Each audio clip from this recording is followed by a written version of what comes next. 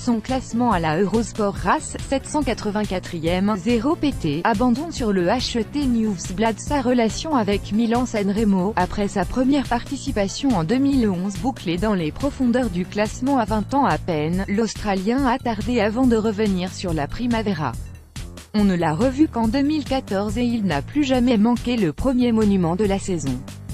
Malgré ses 5 participations, le sprinter de la Sunweb n'a jamais levé les bras sur la Via Roma. Il est toutefois passé tout près en 2015, 3e, simplement devancé par John Degenkolb et Alexander Kristoff. Son atout majeur, sa facilité dans les côtes. À l'instar de Sagan, Matthews passe très bien les courtes ascensions, ce que sa 3e place sur l'Amstel Gold Race 2015 avait bien démontré. Ses chances de succès, 25%. Son manque de compétition risque de se payer cash dans le final des 291 km de Milan-San Remo. Michael Matthews avec le maillot vert lors du dernier Tour de France. Getty Images. Matteo 31, Michelton Scott 28 ans, son classement à la race Eurosport, 214e, 40 points, 4e du Tour de Murcie. Sa relation avec Milan-San Remo, avec seulement 2 éditions de bouclée en 4 participations depuis 2012, l'expérience de l'Italien est assez limitée. D'autant qu'il ne l'a jamais abordé en qualité de leader.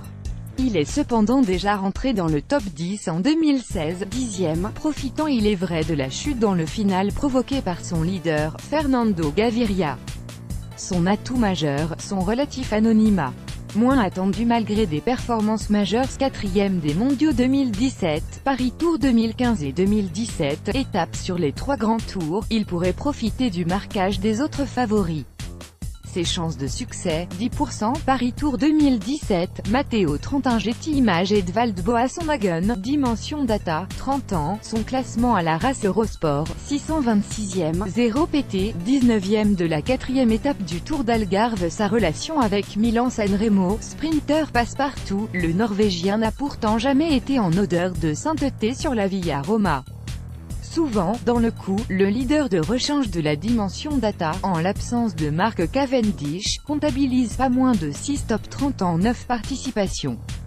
Mais il n'a jamais été en position de lever les bras, malgré des attaques dans le final, 2016, et une 10e place en 2015. Son atout majeur, sa connaissance de la course. Depuis 2009, il est présent tous les ans sur la Primavera. Aucun autre sprinter parmi les favoris ne peut en dire autant. Ses chances de succès, 15%.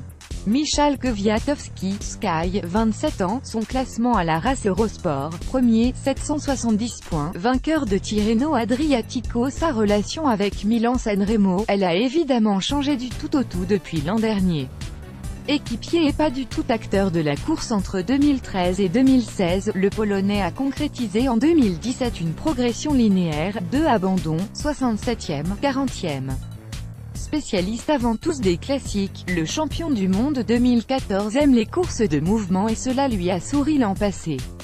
Son atout majeur, sa forme actuelle. Impressionnant de facilité à Tirreno Adriatico, le Polonais est peut-être dans la meilleure période de sa carrière et il sera difficile à surprendre samedi. D'autant qu'il sera le leader unique de son équipe. Ses chances de succès, 60%. Vidéo, en état de grâce, Kwiatkowski s'est adjugé l'étape finale et le général Marcel Kittel, Katusha Alpecin, 29 ans, son classement à la race Eurosport, 26e, 255 points, 2e et 6e étape de Tirreno Adriatico. Sa relation avec Milan-San Remo, inexistante. L'Allemand va participer cette année à sa toute première Primavera, une aberration pour l'un des meilleurs sprinteurs de ces dernières saisons. Mais le natif de Arnstadt n'est tout simplement pas un fan des Classic World Tour, avec une 6e place sur la C-Classics comme seul résultat notable.